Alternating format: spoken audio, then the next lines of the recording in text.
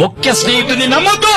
నువ్వు నమ్మి నీ పర్సనల్స్ ఏవైతుంటాయో నీ స్నేహితులతో బెస్ట్ ఫ్రెండ్ కదా, క్లోజ్ ఫ్రెండ్ కదా అని మీ పర్సనల్స్ విషయాలను షేర్ చేసుకోవద్దు.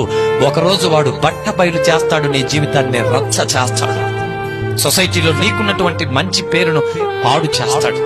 కాబట్టి ఎవరిని నమ్మొద్దు అంటున్నాడు. నిజంగా రక్త సంబంధులే ఈ రోజు విరోధులుగా మారుతున్నారు.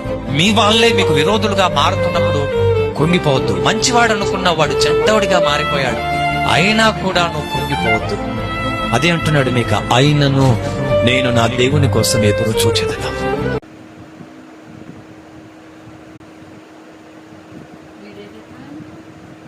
చింతలకి సాంగ్ యాడ్ చేస్తున్నాం.